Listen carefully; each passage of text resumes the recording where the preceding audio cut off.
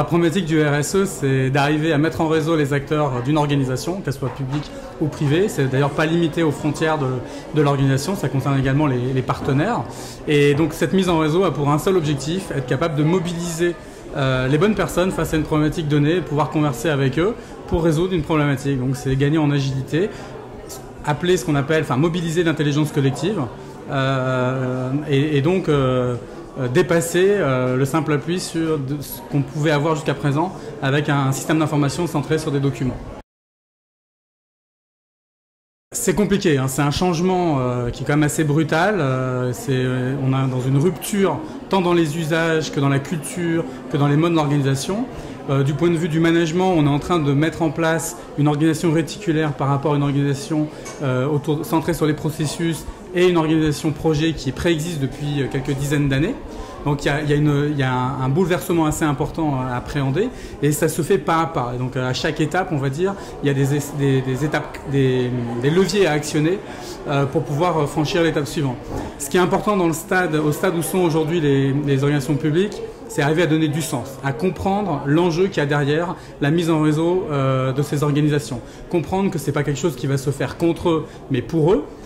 Et ça fait partie des craintes et dans un des ateliers sur lequel j'ai participé autour du désarroi, c'était un des éléments qui ressortait. Donner du sens et puis ensuite oublier la techno, se focaliser sur le changement, donc les utilisateurs, être lâcher prise, laisser émerger des choses. C'est un peu comme lorsqu'on arrose un champ dans lequel on plante des graines. On ne peut pas vraiment savoir exactement où va pousser les plantes, où vont pousser les plantes, exactement la taille qu'elles vont avoir, le nombre de pétales qu'elles vont avoir, mais on sait qu'il y a des choses qui vont pousser.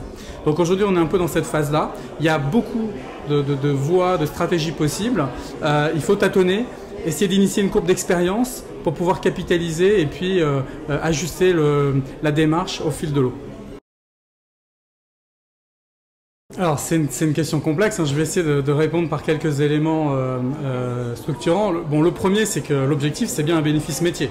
Maintenant, on ne va pas l'avoir à court terme. Il y a des indicateurs intermédiaires à mettre en place. Vous parliez de l'échelle de temps dans laquelle on se situe.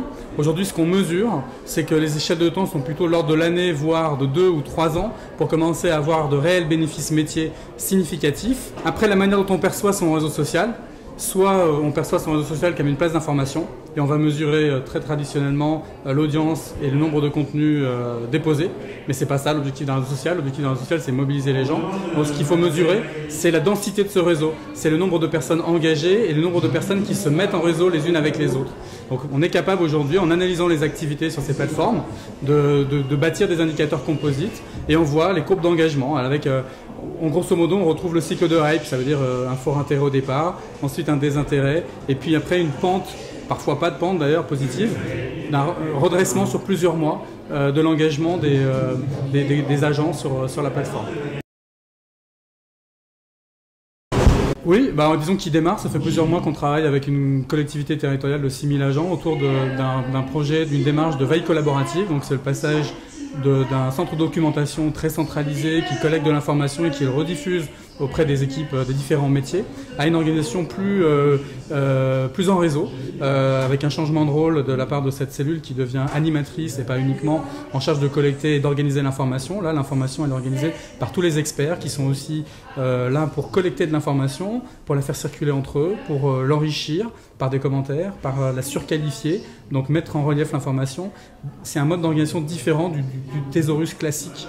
Et voilà, et sachant que les experts sont extrêmement bien placés pour savoir quelle est l'information pertinente par rapport à leurs besoins qui évoluent au fil du temps. Donc voilà, là on est en train d'accompagner ce changement. On a commencé avec 20-30 agents et puis maintenant c'est ouvert à 100. Et puis ça fait des petits parce qu'on a envie d'utiliser à d'autres fins dans la collectivité. Moi je dirais créer une dynamique de changement, donner du sens et puis accompagner.